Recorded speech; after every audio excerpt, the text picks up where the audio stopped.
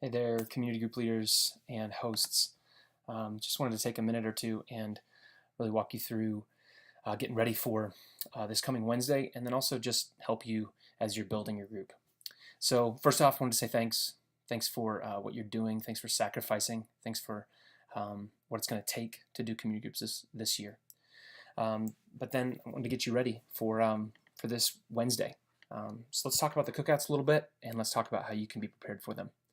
So the goal of this coming Wednesday is to have a time where you get your group, and specifically some of the core members or some of the people that you've been inviting already, to come together and begin praying. Number one, pray for the group as a whole, that God would build it and God would bring the people that are in His will. But number two, that God would build relationships in the neighborhood around that community group. Really, that's what the cookout is about. The goal of this coming cookout is to create a place where the community group can work together to build relationships around that leader's home. So it gives a way for that leader to do a larger cookout that can host a bunch of their neighbors together and meet them and talk to them and be able to have that deeper relationship that hopefully can work itself into a gospel conversation in the future. So the goal of that cookout is not necessarily to create a public invite to the Bible study where somebody stands up and says, "I'm glad you're all here." Now, just so you know, it's actually just a way to build relationships. Now, if you wanted to invite people to the community group Bible study, that's great. If you wanted to maybe do it one-on-one as you're meeting people, or as you're talking about why there's other people at your house that are your friends, that could be a great thing too. But primarily, our goal in this is to build relationships in that neighborhood with that community group leader and maybe some of the people in the group that live in that neighborhood as well. So as a host, think through how that cookout is going to best fit with the relationships that you already have in your neighborhood, and what that neighborhood feel is like. Perhaps it could be that just at the beginning of the meal, you welcome people, introduce yourself and your family, and then just say, "So here's what we got here. We got some of my friends from church, and then also we got a bunch of neighbors here. And if you wanted to introduce some of the neighbors or let people introduce themselves, you could do that. And then just have a time where you say, I'm a Christian and I'd like to pray before we eat." And so you could do that. Or perhaps you could say, "There's a Bible study that meets here on Wednesday nights. So those folks are here to help me put on this thing for my neighbors." And then a bunch of neighbors from the neighborhood. There's just a few ways that you might think through. Or perhaps you know your neighborhood and you've been inviting people to this Bible study for a long time. And it would just fit to say, this is a cookout to launch a community group in this neighborhood. And we wanted you all to know that you're all invited.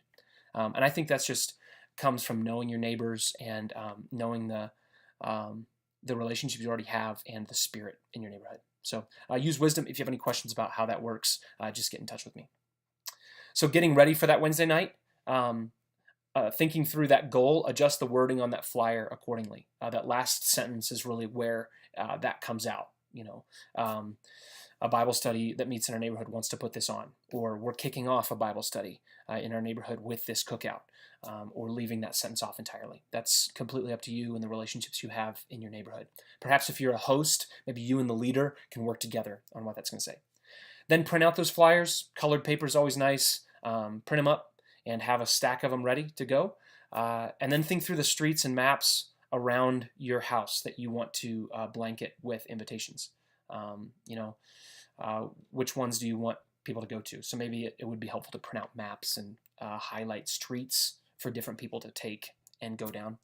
And then another idea people have used in the past is stapling rubber bands to those flyers so that they go on the doorknob easily. Just something that might be a little bit helpful. So once you're ready to go, here's a sample schedule for you for that Wednesday night. As people come, meet them, greet them, give them some time to hang out a little bit, and then gather them together and talk about the cookout, talk about canvassing, what you're doing that night. Specifically, talk about the goal of the cookout. So what is our goal for this cookout, and how you've already kind of thought through that and decided. And then spend some time praying. Pray that God would build your group, that God would bring new folks to it that aren't connected to a group yet. that God would use the word, just praying for the group itself, and then pray for a fruitful cookout, that relationships would be built, that the Lord would open up doors of opportunity for the gospel, even through something as simple as a neighborhood cookout. And then send people out. Send them out to pass out the flyers. It may be helpful for some people close by to just knock on doors and talk to people and invite them, or it may be helpful just to get the flyers out. So use discretion with what you think is best there. I think probably the conversations are going to be the greatest connect between the two. And then just give a word about, hey, come back here to the house and we can hang out a little bit when you're done. Or if you kind of feel like they're all going to finish at different times, just let them go to their back to their homes when they're all finished. So that's getting ready for the community group and for the cookout and preparing for that Wednesday. If you got any questions about that, just let me know. The last thing I wanted to talk about was building your group. So really now and all through the next few weeks, you should be building your group, inviting people and connecting with people. And if you have a new group, you ought to be really looking for people that aren't connected to a group. Our goal with these new groups isn't really to just completely cannibalize the groups that exist already. So we just shift this whole group of people are not going to go over here. You will need to have a few core people, and we've kind of been talking about that with you. But think of trying to connect new folks that have not been connected yet to your group, or perhaps people that just moved into a neighborhood that have relocated across town. If you have had a group, check in with your group members about where they're planning to go.